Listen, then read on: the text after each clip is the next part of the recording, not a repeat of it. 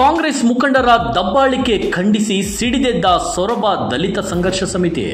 ಲೋಕಸಭಾ ಚುನಾವಣೆಯನ್ನು ಸೊರಬ ತಾಲೂಕಿನಲ್ಲಿ ದಲಿತ ಸಂಘರ್ಷ ಸಮಿತಿಯು ಬಹಿಷ್ಕಾರ ಮಾಡುವುದಾಗಿ ಮಹೇಶ್ ಶಕುನವಳ್ಳಿ ಸುದ್ದಿಗೋಷ್ಠಿಯಲ್ಲಿ ತಿಳಿಸಿದ್ದಾರೆ. ಸೊರಬ ತಾಲೂಕಿನಲ್ಲಿ ಕಾಂಗ್ರೆಸ್ ಮುಖಂಡರ ದಬ್ಬಾಳಿಕೆ ಹೆಚ್ಚಾಗ್ತಿದೆ. ಕೆಲ ಕಾಂಗ್ರೆಸ್ ಮುಖಂಡರು ಮಧು ಬಂಗಾರಪ್ಪನವರ ಹೆಸರನ್ನು ದುರ್ಬಳಕೆ ಮಾಡಿಕೊಳ್ತಿದ್ದಾರೆ. ಸೊರಬ ತಾಲೂಕು ಆಡಳಿತ ಸಂಪೂರ್ಣವಾಗಿ ವಿಫಲವಾಗಿದೆ. ಕೆಲ ಮುಖಂಡರು ಅಧಿಕಾರಿಗಳ ಮೇಲೆ ಒತ್ತಡ ಹಾಕಿ ಅಕ್ರಮ ಕೆಲಸಗಳಿಗೆ ಚಾಲನೆ ನೀಡುತ್ತಿದ್ದಾರೆ. ಕೆಲ ಮುಖಂಡರ ಸಂಬಂಧಿಗಳು ಸರ್ಕಾರಿ ಜಾಗವನ್ನು ಒತ್ತುವರಿ ಮಾಡಿಕೊಳ್ತಿದ್ದಾರೆ. ಹಾಗಾಗಿ ಲೋಕಸಭಾ ಚುನಾವಣೆಯನ್ನು ಸೊರಬ ತಾಲೂಕಿನಲ್ಲಿ ದಲಿತ ಸಂಘರ್ಷ ಸಮಿತಿಯು ಬಹಿಷ್ಕಾರ ಮಾಡುವುದಾಗಿ ಮಹೇಶ್ ಶಕುನವಳ್ಳಿ ಅವರು ಎಚ್ಚರಿಸಿದ್ದಾರೆ. ಸುದ್ದಿಗೋಷ್ಠಿಯಲ್ಲಿ ಎಲ್ಲಾ ದಲಿತ ಸಂಘರ್ಷ ಸಮಿತಿಯ ಪದಾಧಿಕಾರಿಗಳು ಕೂಡ ಹಾಜರಿದ್ದರು. ಏನು ಈ ತಾಲೂಕಿನಲ್ಲಿ ಹೊಸದಾಗಿ ಸರ್ಕಾರ ಬಂದ ನಂತರದಲ್ಲಿ ತಾಲೂಕು ಆಡಳಿತ ಇರ್ಬೋದು ಮತ್ತು ಸಂಬಂಧಪಟ್ಟಂಥ ಇಲಾಖೆ ವ್ಯಾಪ್ತಿಯ ಎಲ್ಲ ಆಡಳಿತ ಬಹಳ ಕೆಲಸದಲ್ಲಿ ನಿಧಾನಗತಿ ಆಗ್ತಾಯಿದೆ. ಕಾರಣ ಎಂತಂದರೆ ಏನು ಈ ಜಿಲ್ಲೆಯ ಉಸ್ತುವಾರಿ ಮಂತ್ರಿಗಳಿರ್ತಕ್ಕಂಥ ಸನ್ಮಾನ್ಯ ಮಂತ್ರಿಗಳು ಈ ತಾಲೂಕಿನ ಶಾಸಕರಾಗಿರ್ತಕ್ಕಂಥ ಮಾನ್ಯ ಮಧು ಬಂಗಾರಪ್ಪ ಸಾಹೇಬ್ರವರ ಗಮನ ಕಮ್ಮಿ ಆಗಿದೆ ಅಂತ ನಮ್ಗೆ ಅನಿಸ್ತಾ ಇದೆ. ಯಾಕೆ ಅಂತಂದರೆ ಇಲ್ಲಿ ಏನು ಕಳೆದ ಅವಧಿಯಲ್ಲಿ ಶಾಸಕರಾಗಿದ್ದರು ಆ ಸಂದರ್ಭದಲ್ಲಿ ಏನು ಮುಖಂಡರು ಅವ್ರ ಹೆಸರು ಹೇಳ್ಕೊಂಡು ಏನು ಭಾಳ ಭೂ ಮಂಜೂರಾತಿಯಲ್ಲಿ ಅಕ್ರಮಗಳನ್ನು ಮಾಡಿದರು, ಅದು ಮತ್ತೆ ಮುಂದುವರಿತಾ ಇದೆ. ಹಾಗಾಗಿ ನಾವು ಹೇಳೋದು ಇಷ್ಟೇ, ಮಾನ್ಯ ಜಿಲ್ಲೆಯ ಉಸ್ತುವಾರಿ ಮಂತ್ರಿಗಳಿಗೆ ದಯಮಾಡಿ ಏನು ತಮ್ಮ ಜೊತೆ ಕೆಲವು ಆತ್ಮೀಯ ಇರ್ತಕ್ಕಂಥ ಮುಖಂಡರಿದ್ದಾರೆ, ಅವರು ನಿಮ್ಮ ಹೆಸರು ಹೇಳ್ಕೊಂಡ್ಬಿಟ್ಟು ಅಕ್ರಮಗಳಿಗೆ ಇಲ್ಲಿ ಚಾಲನೆಯನ್ನು ನೀಡ್ತಾ ಇದ್ದಾರೆ. ಮತ್ತು ತಾಲೂಕು ಆಡಳಿತ ಸರಿಯಾಗಿ ಕೆಲಸ ಮಾಡ್ತಾ ಇಲ್ಲ. ಈ ತಹಸೀಲ್ದಾರ್ ಏನು ವರ್ಗಾವಣೆ ಆಗಿತ್ತು ಕಳೆದ ಸ್ವಲ್ಪ ದಿನದಿಂದ, ಆವತ್ತು ಈ ತಾಲೂಕಿನ ಸುಮಾರು ಜನರು ಖುಷಿಪಟ್ಟಿದ್ರು. ಯಾಕೆ ಅಂತಂದರೆ ನಿಧಾನಗತಿಯಲ್ಲಿ ನಿದ್ದೆ ಮಾಡುವಂಥ ತಹಸೀಲ್ದಾರು ಈ ತಾಲೂಕಿನಿಂದ ವರ್ಗಾವಣೆ ಆದಂಥ ಒಂದು ಖುಷಿ ಇತ್ತು. ಆದರೆ ಮತ್ತೆ ಅವನು ಸ್ವಲ್ಪ ದಿನ ಎಲೆಕ್ಷನ್ ಆಗುವವರೆಗೆ ಮುಂದುವರಿಸೋದು ಭಾಳ ಬೇಸರ ಸಂಗತಿಯಾಗಿದೆ. ಯಾಕೆಂದರೆ ಇವರು ಯಾವುದೇ ಕೆಲಸಗಳನ್ನು ಮಾಡ್ತಾ ಇಲ್ಲ.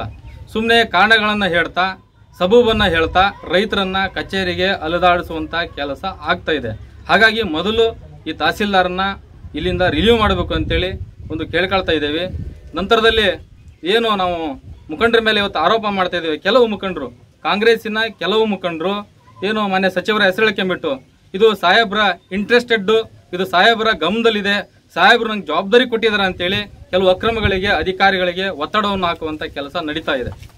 ಹಾಗಾಗಿ ಮತ್ತೊಮ್ಮೆ ನಾವು ಹೇಳ್ತಾ ಇದ್ದೇವೆ, ಇದು ಸರಿಯಾದ ಕ್ರಮ ಅಲ್ಲ. ಇದರಿಂದ ಏನು ಮುಂಬರುವಂಥ ಏನು ನಡೀತಾ ಇದೆ ಈಗ ಲೋಕಸಭಾ ಎಲೆಕ್ಷನ್ನು, ಇದಕ್ಕೆ ನಿಮಗೆ ಹೊಡ್ತಾ ಬೀಳುತ್ತೆ. ಹಾಗಾಗಿ ಅವ್ರಿಗೆಲ್ರಿಗೂ ನೀವು ಕಿವಿ ಮಾತು ಹೇಳಬೇಕು ಅಂತೇಳಿ ಕೇಳ್ಕೊಳ್ತಾ ಇದ್ದೀವಿ. ಮತ್ತು ಎರಡನೇದಾಗಿ ಏನು ಕಾಂಗ್ರೆಸ್ ಪಕ್ಷ ಸಂವಿಧಾನದ ಉಳಿವಿಗಾಗಿ ಹೋರಾಟ ಮಾಡ್ತೆ ಅಂತ ಹೇಳ್ತಾ ಇದ್ದಾರೆ, ಎಲ್ಲ ಕೇವಲ ಮತವನ್ನು ಪಡೀಲಿಕ್ಕೋಸ್ಕರ ಹೇಳ್ತಾ ಇದ್ದಾರೆ. ಏನು ನಾವು ವಿರೋಧ ಮಾಡ್ತಾ ಇದ್ದೀವಿ, ಇವತ್ತು BJP ಸಿದ್ಧಾಂತಗಳನ್ನು BJP ಪಕ್ಷವನ್ನು ವಿರೋಧ ಮಾಡ್ತಾ ಇದ್ದೀವಿ. ಆದರೆ ಇಲ್ಲಿ ನಾವು ಕಾಂಗ್ರೆಸ್ಸಿನ ಮುಖಂಡರ ಪಕ್ಷದವರು ಎಲ್ಲ ಟೋಟಲಾಗಿ ಹೇಳ್ತಾ ಇರೋದು ಇಷ್ಟೇ, ನಾವು ಸಂವಿಧಾನದ ಉಳಿವಿಗಾಗಿ ಅಂತ ಹೇಳ್ತಾರೆ.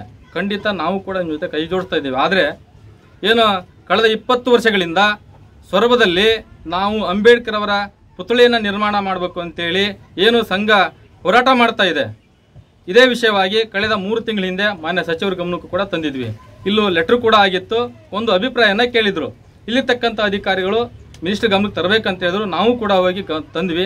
ಅವರು ಒಬ್ಬ ಈ ತಾಲೂಕಿನ ಜವಾಬ್ದಾರಿ ಇರ್ತಕ್ಕಂಥ ಏನು ಕಾಂಗ್ರೆಸ್ ಮುಖಂಡರಿಗೆ ಹಾಕೊಟ್ರು ಮಿನಿಸ್ಟ್ರು. ಅವರು ಅದನ್ನು ವರದಿ ಒಪ್ಪಿಸಲಿ ವಿಫಲ ಆಗಿರಬೇಕು ಅಂತ ನಾವು ಅನ್ಕೊಂಡಿದ್ದೀವಿ. ಇಲ್ಲಿ ಸುಮ್ಮನೆ ಬಾಯಿ ಮಾತಿಗೆ ಏನು ಮತವನ್ನು ಪಡಿಲಿಕ್ಕೋಸ್ಕರ ಏನು ಚುನಾವಣೆ ಸಂದರ್ಭದಲ್ಲಿ ನಮ್ಮನ್ನು ಇವರು ಬಳಸ್ಕೊಳ್ತಾ ಇದ್ದಾರೆ ವಿನಃ ಯಾವುದೇ ಕಾರಣಕ್ಕೂ ಕೆಲಸಗಳನ್ನು ಮಾಡ್ತಾ ಇಲ್ಲ. ಇದು ಸರಿಯಾದ ಕ್ರಮ ಅಲ್ಲ. ಹಾಗಾಗಿ ಏನು ಕರ್ನಾಟಕದಲ್ಲಿ ಸಂಘರ್ಷ ಸಮಿತಿ ಇದೆ, ಏನು ನಮ್ಮ ಟೋಟಲ್ ಆಗಿ ಇಡೀ ತಾಲೂಕಿನಾದ್ಯಂತ ನಮ್ಮ ಕಾರ್ಯಕರ್ತರು ಈ ಚುನಾವಣೆಯ ಮತದಾನವನ್ನು ಬಹಿಷ್ಕಾರ ಮಾಡ್ತೀವಿ ಅನ್ನುವಂಥ ಮಾತನ್ನು ಈ ಸಂದರ್ಭದಲ್ಲಿ ಹೇಳಲಿಕ್ಕೆ ಇಷ್ಟಪಡ್ತಾ ಇದ್ದೀವಿ. ಹಾಗೇನೆ ಏನು ನಾವು ಕೆಲವು ಮುಖಂಡರು ಅಂತ ಹೇಳಿದ್ವಿ, ಒಂದಿಬ್ಬರು ಹೆಸರು ಹೇಳಲಿಕ್ಕೂ ಕೂಡ ಇಷ್ಟಪಡ್ತಾ ಇದ್ದೀವಿ. ಏನು ಜಡೆ ಹೋಬಳಿ ಶಂಕರಗಪ್ಪ ಗ್ರಾಮದಲ್ಲಿ ಏನು ಇನಾಮಭೂಮಿ ಹೋರಾಟ ನಡೀತಾ ಇತ್ತು, ಅಲ್ಲಿ ಏನು ಆನವಟ್ಟಿ ಬ್ಲಾಕ್ ಕಮಿಟಿ ಅಧ್ಯಕ್ಷರಾಗಿರ್ತಕ್ಕಂಥ ಸದಾನಂದ ಗೌಡರು ರೈತರ ವಿರುದ್ಧವಾಗಿ ಇವರು ಕೆಲಸವನ್ನ ಮಾಡ್ತಾರೆ. ನಾವು RI ಅವರ ಮುಂಭಾಗದಲ್ಲಿ ಇದ್ದಾಗಲೇ ಇವರು RIಗೆ ಫೋನ್ ಮಾಡುವಂತ ಕೆಲಸ ಮಾಡಿದ್ರು, ನೀವು ಯಾವುದೇ ಕಾರಣಕ್ಕೂ ಮಾಜಾರ್ ಮಾಡಬಾರ್ದು ಅಂತೇಳಿ. ಆದರೂ ಕೂಡ ಸಂಘಟನೆ ಹೋರಾಟದ ಫಲವಾಗಿ ಮತ್ತೇನು ಸಚಿವರ ಏನು ಹಿತಾಸಕ್ತಿಯಿಂದ ಆ ಕೆಲಸ ರೈತರ ಪರವಾಗಿದೆ. ಹಾಗೆ ಮತ್ತೊಂದೇನಪ್ಪ ಅಂತಂದ್ರೆ ಇಲ್ಲಿ ಏನು 113ರಲ್ಲಿ ಏನು ಇಶ್ಯೂ ಆಗಿತ್ತು ಇಡೀ ಜಿಲ್ಲೆಯಾದ್ಯಂತ ರಾಜ್ಯದಾದ್ಯಂತ 113 ಇಶ್ಯೂ ಆಗಿತ್ತು. ಆದರೆ ಏನಲ್ಲಿ ಇರ್ತಕ್ಕಂಥ ಈ ಕೆಲವು ಏನು ಖಾಲಿ ಭೂಮಿ ಇತ್ತು ಅದರಲ್ಲಿ ಈಗ ಕೆಲವು ಮುಖಂಡರು ಅವರ ಸಂಬಂಧಿಕರನ್ನ ತಂದು ಒತ್ತುವರಿ ಮಾಡುವಂತ ಕೆಲಸ ನಡೀತಾ ಇದೆ ಸೊರಬದಲ್ಲಿ. ದಯಮಾಡಿ ಇದು ನಿಲ್ಲಬೇಕು.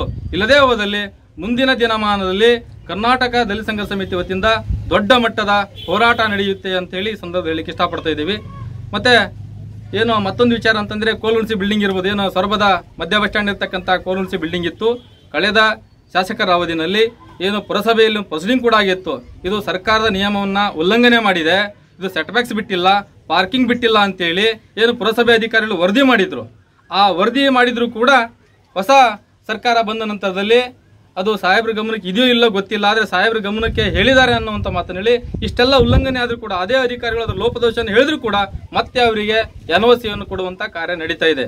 ಹಾಗಾಗಿ ನಾವು ಏನು ಹೇಳ್ತಾ ಇದ್ದೀವಿ, ಮಿನಿಸ್ಟರ್ ಹೆಸರನ್ನ ಹೇಳ್ಕೊಂಡ್ಬಿಟ್ಟು ಸುಮ್ಮನೆ ವಿನಾಕಾರಣ ಕೆಲವು ಮುಖಂಡರು ಅಧಿಕಾರಿಗಳಿಗೆ ಧಮಕಿ ಹಾಕೋದು ಮತ್ತೆ ಅಕ್ರಮವಂತ ಕೆಲಸಗಳನ್ನ ಮಾಡಿಸುವಂತ ಕೆಲಸಗಳನ್ನ ಮಾಡ್ತಾ ಇದ್ದಾರೆ.